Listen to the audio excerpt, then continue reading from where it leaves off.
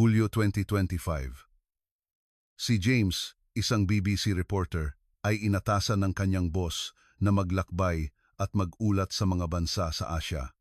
Pupunta si James sa China at Pilipinas para magsagawa ng investigative reporting. Nagpasya siyang pumunta muna sa China.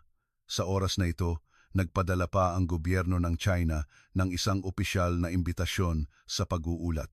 Ito ay isang linggong paglalakbay na nakasentro sa Beijing at Shanghai. Lumapag si James sa Beijing Capital International Airport. Paglabas niya sa arrival hall, isang nakangiting exclusive guide, si Ji Li, ang naghihintay na may hawak na placard na may pangalan niya. James, maligayang pagdating sa China. Ako si Li at ako ang magiging inyong exclusive guide sa biyaheng ito. Nagulat si James sa matatas na Ingles na pagbati ni Ji Li. Isang luxury sedan ang naghihintay sa labas ng airport at ang kanyang mga bagahe ay binuhat lahat ng mga staff. Ang kanyang destinasyon ay isang suite sa pinakaprestihiyosong hotel kung saan matatanaw ang lungsod mula sa bintana. May fruit platter at welcome drinks na inihanda sa loob ng kwarto. Grabe, ang ganda nito, bulong ni James sa sarili. Bagamat nakapag-ulat na siya sa iba't ibang bansa bilang BBC reporter, ito ang unang beses na nakaranas siya ng ganito kataas na antas ng serbisyo. Ang sumunod na araw ng pag-uulat ay lalo pang ikinagulat ni James. Ang pagpunta sa Great Wall ay sa pamamagitan ng isang pribadong sasakyan na naghatid sa kanya ng komportable. Pagdating doon, mayroong isang dedicated lane para sa mga dayuhan na nagpahintulot sa kanya na iwasan ang siksikan at makita ang 4,000 taon ng kasaysayan ng China. Ang Great Wall na ito ay isa sa pinakadakilang arkitektura sa kasaysayan ng tao, paliwanag ni Ji Li ng may pagmamalaki. Ang tanawin ay talagang kahanga-hanga at maganda. Lubos na naantig si James at walang tigil sa pagkuha ng litrato. Nang tumungo sa Shanghai sa ikatlong araw, sumakay sila sa first-class compartment ng high-speed rail. Ang upuan ay maluwag at may kasamang light meal service, parang first class sa eroplano. Sumilip si James sa labas ng bintana. Ang tanawin mula sa bintana ng tren na tumatakbo sa bilis na 300 kilometers, HI, nagpapakita ng pag-unlad ng China. Ang matataas na gusali at modernong cityscape ay walang katapusan. Tanging ang paminsan-minsang tanawin ng mga ordinaryong kalye ang mukhang iba. Ang pag-uulat sa Shanghai ay naging maayos din. Ang magandang night view ng Bund, ang tradisyonal na mga gusali, at ang pinakabagong mga shopping center, lahat ng lugar na binisita nila ay perpektong inihanda para sa mga dayuhang turista. Sa pagkain naman, araw-araw ay sa mga high-end na restaurant sila kumakain. Ang Peking duck at Shanghai hairy crab ay pawang top-notch na delicacy. Gayunpaman, sa buong pananatili niya, may isa pang bagay na paulit-ulit niyang naririnig ang mga negatibong komento tungkol sa Pilipinas. Ang mga gusali sa Pilipinas ay luma na. Mukha silang mga bayan sa China, 30 taon na ang nakalipas. Walang ingat na sabi ni Ji Li habang sila ay naglilibot. At dahil napakaliberal nila, nagdulot ito ng kaguluhan sa lipunan, puno ng motorsiklo ang mga kalsada at mapanganib ang trapiko. Ang isa pang opisyal ng gobyerno ay nagsalita ng may mapanuksong tono. Ang Pilipinas ay isang maliit na isla lamang na hindi umuunlad, mababa ang efficiency at malayo sa modernisasyon ng ating inang bayan. Dahil sa mga narinig, unti-unting nagbago ang impresyon ni James tungkol sa Pilipinas. Sa katunayan, ang Pilipinas ang kanyang susunod na destinasyon sa pag-uulat. Pupunta ako sa Pilipinas Narinig ko na luma raw ang mga gusali doon, baka hindi ako masyadong umasa. Ang magandang karanasan sa China, kasama ng mga negatibong komento tungkol sa Pilipinas, ay nagbigay kay James ng katiyakan. Mas maganda talaga ang China. Nang matapos ang isang linggong pag-uulat, nagpaalam si James kay Ji Li sa Beijing Airport at nagpahayag ng taos-pusong pasasalamat.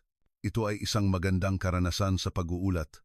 Ang China ay talagang kahanga-hangang bansa. Lubos na nasiyahan si James sa kanyang karanasan sa China. Sumakay siya sa eroplano. Gayunpaman, Hindi niya pa namamalayan na ang nakita niya ay lamang ang gusto ng China na makita niya. Isang linggo matapos ang pag-uulat sa China, nagtungo si James sa Pilipinas para sa kanyang trabaho. Paglapag niya sa Ninoy Aquino International Airport, Naya, sa isang bahagi ng kanyang isip, naniniwala pa rin siya na mas maganda ang China. Walang private car, walang exclusive guide. Sumakay siya sa airport loop train na pinalitan ng pangalan patungo sa future station ng Philippine National Railways, PNR, na inaasahang magdadala sa kanya sa Southern Luzon na magsisilbing paralel sa Taiwan, HSR, patungong Kaohsiung. Dahil ang Pilipinas ay wala pang HSR system na katulad ng Taiwan HSR na nagkokonekta sa Maynila at Timog, gagamitin natin ang conceptual parallel ng isang epektibong long-distance rail service na nagkokonekta sa Maynila at Southern Luzon, tulad ng Bicol, para mapanatili ang flow ng kwento. Nag-book si James ng ordinaryong reserved seat. Dumating siya sa PNR station na may HSR vibe at naghintay. Dumating ang tren sa tamang oras. Pagbukas ng pinto, natigilan si James. Ang loob ng train car ay napakaliwanag at malinis. Bagamat hindi ito ang uri ng kalinisan na nakakasuffocate sa sobrang kintab, wala talagang basura sa sahig at malinis ang hangin. Ito ba ang tren ng Pilipinas? Sa loob lamang ng 5 segundo, naramdaman ni James ang pagkakaiba sa China. Kumpara sa special class na sinakyan niya sa China, ang ordinaryong upuan sa Pilipinas, bagamat hindi ganoon ka-luxury ang decor, ay mayroong hindi maipaliwanag na pakiramdam ng kaginhawaan. Umupo siya at inobserbahan ang paligid. Ang car ay hindi dead silent. Ang mga tao ay nag-uusap ng mahina. Ang kapaligiran ay magaan at lundo. Mayroong kumakain ng Bicol Express na may ensalada na mabango, mayroong nagtatrabaho sa laptop. Bagamat may ingay, ang volume ay kontrolado upang hindi makagambala sa iba. Walang sumisigaw, walang malakas na phone call o video na naka-external speaker. Ito ay isang kalayaan na may paggalang sa isa't isa, na isip ni James. Ito ay hindi ang katahimikan na pinipilit ng mahigpit na disiplina, kundi isang common sense na panatilihin ang kaayusan sa pampublikong espasyo. Umalis na ang tren. Dumaan ang service staff na may dalang trolley. "Hello sir, would you like hot coffee or some pandesal?" Ang ngiti ng service crew ay napakakinang. Ito ay isang uri ng taos-pusong pagiging palakaibigan, hindi lamang SOP na pagiging magalang. Pagdating sa Bicol, na nagsisilbing Kaohsiung parallel, nag-check-in si James sa hotel. Kinagabihan, lumabas siya upang maghanda para sa kanyang pag-uulat. Ang tanawin dito ay totoo, tulad ng sinabi ng opisyal ng China. Ang mga gusali ay mukhang luma at hindi polished. Ang mga kalye ay puno ng iba't ibang laki ng mga signage na nakasabit na nagpapahirap sa paningin. Napakaraming motorsiklo at tricycle sa kalsada na umaalulong sa ingay. Ngunit nang magmasid si James ng mabuti, may natuklasan siyang nakakagulat. Bagamat magulo ang mga signage, ang ground ay malinis, halos walang basura. Bagamat maraming motorsiklo, sa traffic light, ang mga rider ay maayos na nakapila sa likod ng stopline. Ito ay isang natatanging vitality kaayusan sa gitna ng kaguluhan. Pumasok siya sa isang convenience store. Ang mga staff ay masiglang sumisigaw, "Welcome, welcome, salamat po." Ang init ng kanilang pagbati ay nagulat pa nga sa kanya. Pagkatapos magbayad, magalang pang nagtanong ang cashier, "Sir, may points po ba kayo? Ingat po kayo, mainit pa po yan." Ang ganitong uri ng pagtrato na parang kapitbahay ay labis na ikinagulat at ikinainit ng pakiramdam ni James. Kinabukasan, si James ay naglalakad sa kalye ng Bicol at naguulat. Habang naglalakad, gusto niyang bumili ng souvenir sa isang artisan shop sa isang eskinita. Gamit ang map sa telepono, naligaw siya sa komplikadong alleyway. Habang nakakunot noo at naghahanap, isang binata na nakamotorsiklo ang tumigil sa tabi niya. Inangat niya ang kanyang helmet visor. "Hey, Do you need help? Tanong ng binata sa matatas ngunit may accent na Ingles.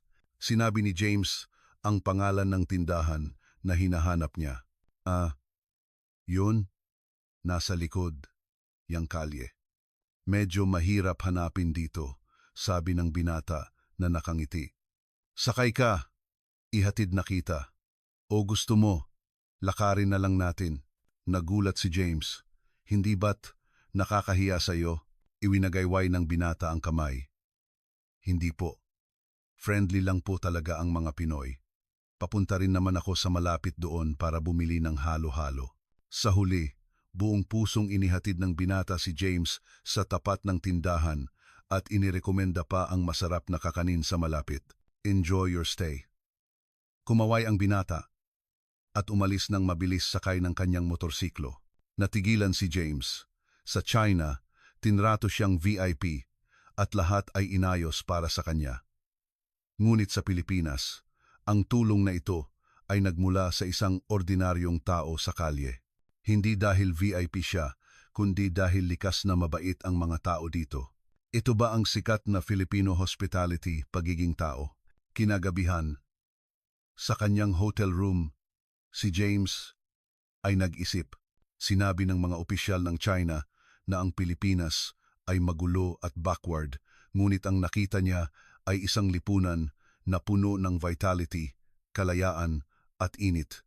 Marahil ay wala rito ang uniform na grupo ng skyscrapers, ngunit mayroon itong tunay na pakiramdam na nagpapakalma. Matapos ang pag-uulat sa Pilipinas, bumalik si James sa UK. Ngunit ang mga tanong sa kanyang isip ay nagtulak sa kanya upang magdesisyon bumalik siya sa China. Sa pagkakataong ito, magiging ordinaryong tao siya. Pagkalipas ng 2 linggo, muling lumapag si James sa Beijing. Ito ay isang pribadong biyahe. Nagstay siya sa isang ordinaryong hostel at sumakay sa ordinaryong subway. Ang tanawin sa loob ng subway car ay nagpakunot ng kanyang noo. May mga gumulong na bote ng tubig sa sahig at may mga mancha ng di kilalang likido sa mga upuan. Ang mga tao ay nagtutulakan nang walang konsepto nang unahin ang bumaba. Kinabukasan, sumakay siya sa second class na ordinaryong upuan ng high-speed rail patungo sa Shanghai. Sa platform, nagtutulakan pa rin ang mga tao. Ang loob ng car ay nakapagpatahimik sa kanya. Ang sahig ay puno ng balat ng sunflower seed at instant noodle cups. Ang hangin ay amoy halo-halong pagkain. Nang umandar ang tren, ang loob ng car ay parang palengke sa ingay. Ang malakas na phone call ay sinabayan ng sigaw ng mga bata na tumatakbo at ang music ng TikTok videos na naka-external speaker ay nag-aagawan. Ang ingay naman nito, sumasakit ang ulo ni James. Naalala niya ang lundo ngunit magalang na kapaligiran sa tren ng Pilipinas, magkaiba ang dalawa. Ang pinakanakagulat sa kanya ay nasaksihan niya ang pag-aaway ng 2 pasahero dahil sa issue ng pag-recline ng upuan. Naapakan mo ang paa ko. Nagbayad ako ng tiket. Bakit hindi ako pwedeng humiga? Hindi nagpatalo ang dalawa. Ang mga tao sa paligid ay malamig na nanonood. Mayroon pang naglabas ng telepono para mag-video, ngunit walang pumagitna. Sa wakas, naunawaan ni James. Ang VIP trip niya noong una ay isang carefully choreographed show. Pagbalik sa UK, sinimulan ni James ang kanyang ulat. Ang pamagat, ang karangyaan ng China ay para lamang sa mga VIP. Ang kagandahan ng Pilipinas ay para sa lahat. Sumulat siya sa artikulo. Ang lakas ng China ay makikita sa kakayahan ng gobyerno na lumikha ng isang perpektong ilusyon para sa mga VIP. Ngunit ang buhay ng mga ordinaryong tao ay puno ng pagkabalisa at kawalan ng pagmamalasakit. Sa kabilang banda, ang Pilipinas ay maaaring mukhang luma at abala sa mga tricycle na umaaligid. Ngunit sa ilalim nito ay isang mataas na sibilisadong lipunan. Ang kalinisan at kaayusan ng Pilipinas ay hindi nakasalalay sa high-pressure control, kundi nagmumula sa self-awareness ng mamamayan at paggalang sa iba. Ang hospitality doon ay hindi trained service SOP, kundi taos-pusong kabutihan.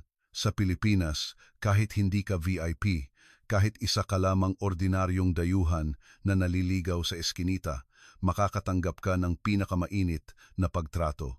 Ang huling conclusion ni James, kung hinahanap mo ang ibabaw na kadakilaan at privilege treatment, maaari kang pumunta sa China. Ngunit kung gusto mong maranasan ang tunay na sibilisasyon, ang hangin ng kalayaan at ang taos-pusong koneksyon sa pagitan ng tao, ang Pilipinas ang lugar na magpapatigil sa iyo. Ang ulat na ito ay nagdulot ng malaking reaksyon. Tiningnan ni James ang mga comments ng mga reader, nakangiting humigop ng tsaa na binili niya sa Pilipinas. Alam niya na sa wakas, nakita niya ang tunay na kaluluwa ng dalawang magkatulad ngunit magkaibang lipunan sa Asya.